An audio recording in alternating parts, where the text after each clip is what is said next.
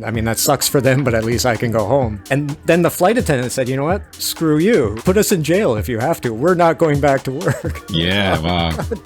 I'm sympathetic to the flight attendants because their deal was bad. But the way they handled it was just, they were using me and thousands of other people as pawns in their little game of negotiation. English News Chat with StudyNow. Hello and welcome back to English News Chat with StudyNow, episode 58. I'm not your host, but my name is Steven, and with me today is my host and your host, Scott. Are you enjoying these slightly cooler weather recently? I am so here for the ramp down from summer going into autumn. I visited the UK last month, and it was cold and rainy and gray skies, and I was in heaven. I love it. I'm hoping we get more and more of that. You also did some traveling recently. How was the weather where you were? Did you go home? Yes, funny you should ask, because that's related to today's article, which appeared on StudyNow on August 24th and was titled AirCanada Strike Leaves Hundreds of Thousands Stranded, including me. No! Yes. You got hit by that one, huh? Boy, did I ever. I went back to Canada for what was expected to be 2 weeks. That was the plan. And it was very nice. Similar to you, I had very nice weather there, so I got to relax a bit. And about 2 days before my plane to leave to come back to Japan was set, I got an email from AirCanada saying, we're currently having a labor dispute with our flight attendants, so there's a good chance your flight may be canceled, so stay tuned. My enjoyment of the trip suddenly plummeted, and I became full of anxiety and stress. Oh, man. And that was affecting people worldwide. While we were in Europe, I was actually in Prague. We were on a hillside overlooking the city, and it was beautiful. And then a girl was walking by and offered to take our photo. So we said, yeah, thank you. And hey, where are you from? And she said that she was from Canada and she was stuck here in Prague because of the strike. Same way you got stuck back home. She got stuck in Prague and was just enjoying an extended holiday away from work, I guess. I think they estimate about 100,000 people a day were affected by this. Geez. And probably half of those were, going on the trip, which means they could just cancel the trip, basically, stay home. Yeah. It sucks, but you're relatively safe. The other half was like, yes, her and me, who are on the tail end of our trip and can't leave where we are. Yeah. I was very lucky in that I was staying at a friend's house, which means I didn't have to pay for a hotel or anything. Lucky. Yeah. But this was part of the whole anxiety. They weren't saying anything. They weren't promising anything. Basically, all they said was, here's the way to cancel your flight. Just press this button, you'll cancel your flight. And I was like, well, I can't really cancel my flight because I don't live here. I still need to go somewhere. I have a life somewhere else I have to get back to. And then I was checking all the news, and they have all these legal experts on, like lawyers. They're saying, whatever you do, do not cancel the flight. That's the last thing you should do. Because by canceling the flight, you're basically accepting a settlement from AirCanada for what happened. And you are waiving any responsibility by doing that. So they said, do not cancel the flight. Okay, we'll cancel it then. And then they gave another option. They said, okay, you can change your flight to a later date, which is kind of okay, but there's a strike, so we don't know what day this strike will end. Tough to make plans when the event is still happening. You click on that button, and then they give you like 3 days in advance, and they say, okay, 3 days from now, there's no flights available. And you're like, so that was useless.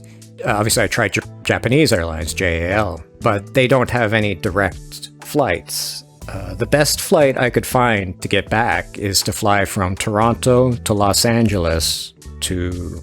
that might even been Tokyo, maybe not even Osaka. Oh, God. As long as I got in Japan, though, that's good enough. I was panicking, so I bought that ticket right away. The price was reasonable compared to what I paid, so if I get the refund, that should cover it. Right. But then I look more closely at the ticket I bought, and again, it's a stopover flight.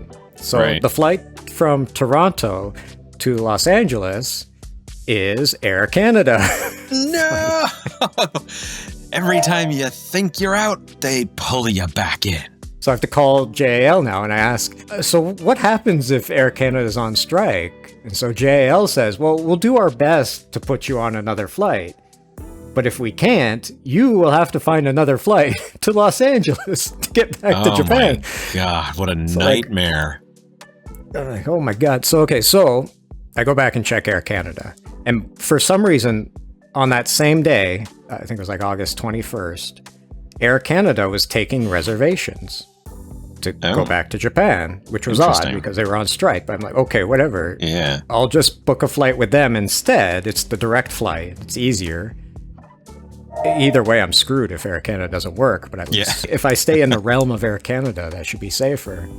And as luck would have it, in Canada and America too, apparently there's like this policy where you can cancel a flight in 24 hours, like a cool down period. Yeah. And you get the full refund. So I could do that. So I canceled the JL, went back to Air Canada and booked that flight.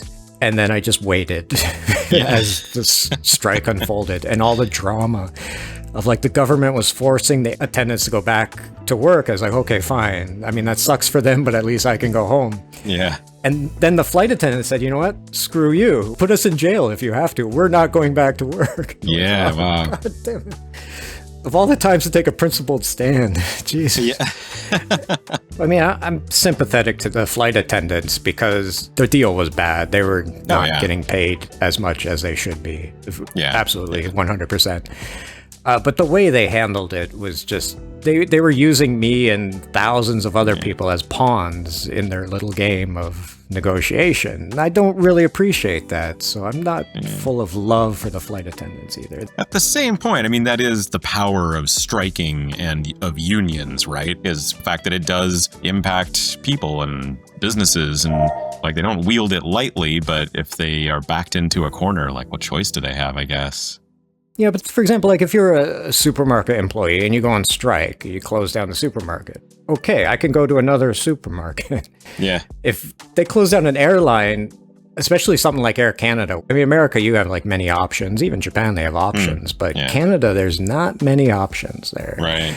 So I can't go to another airline. I'm basically screwed without Air Canada. Yeah. I feel like that's a kind of different situation, and I think they should be more responsible, kind of like how like teachers or medical workers do it. They don't do a complete strike. They do like staggered or work reduction, so things like that would be more effective, I think.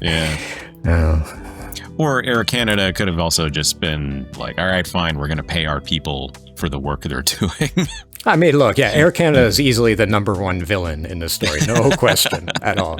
And especially the way Air Canada treated me throughout this whole thing by not saying anything. They never even sent me an email. I'm just constantly sending them emails saying, can I have my money? Can I have my money? Just don't say anything. Jeez.